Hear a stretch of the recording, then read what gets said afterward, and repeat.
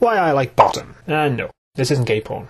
Sorry guys. Bottom is a British sitcom which was written by and starred Rick Mail of Drop Dead Fred fame, and Adrian Edmondson of the Red Baron von Richthofen fame. How lucky you English are to find the toilet so amusing! For us, it is a mundane and functional item. For you, it's the basis of an entire culture. Both men met in the University of Manchester in 1976, and after graduating went on to star as two of the four leads in The Young Ones, and followed this up with Filthy Rich and Catflap. While not the success of The Young Ones, this did allow Rick and Ed to hone their future characters, and it was here that Bottom was born. Bottom went on to be a huge success, spawning 3 series, all broadcast by the BBC, with the first in 1991, the second in 1992, and the third in 1995. Despite a 4th series penned, the BBC never picked it up. But this didn't stop the duo, who took the show on the road, with 5 live stage shows performed over a 10-year period, with the first performed in 1993 and the final in 2003, with the film Guesthouse Paradiso released in 1999. Bottom tells the story of Richie, played by Mail, and Eddie, played by Edmondson. Both characters are total losers and dregs on the end of society, and will often resort to violence just because there's nothing better to do. The characters are flatmates and best friends, but they also hate each other with a violent passion. Richie, a 30-plus male with no real friends, and who's obsessed with sex, but he's never actually been with a woman. Foreplay. And spends most of the series trying to find new ways for women to do it with him, and there's frequent jokes made about his constant masturbation and the fact that he might be gay.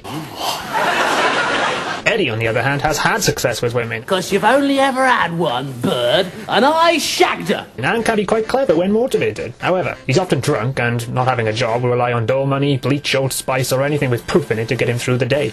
Man after my own heart. What's in this? Brandy, meths, Perno, paint stripper, Mr. Sheen, brake fluid, and Drambuie. I like Bottom because it's as close to a live-action cartoon as you're ever going to get. Richie and Eddie beat each other into oblivion. Merry Christmas! But like the Coyote and the Roadrunner cartoons, they always come back for more. The shows are lewd and crude and fitted with the British comedy style that was present in the early 90s. But thanks to the manic energy and the comic timing of the two leads, it does manage to hold up quite well today. Richie and Eddie also have an interesting dynamic as far as the characters go, as they clearly hate each other. If I fall and plunge 350 feet and splatter on the ground, will you know... What, laugh? But due to their flaws as human beings, they need each other to remain alive. Richie is friendless and has often contemplated suicide. I'll just top myself and top myself and top myself.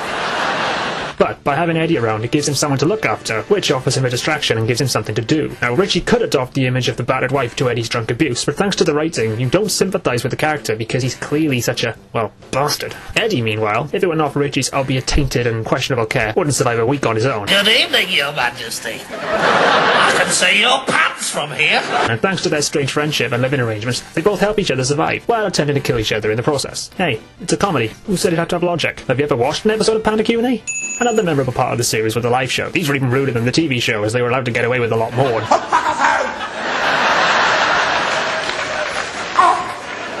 don't come down to where you work and laugh at you! Bastards! Featured sex dolls, projectile vomiting, sex with sheep, and the drinking of something a little too foul to say out loud. The biggest sell point of the live shows is because of the duo's outtakes and mess up. Most commonly it would be Rick who'd forget his lines. Oh, Eddie, think what we're missing? Like a script.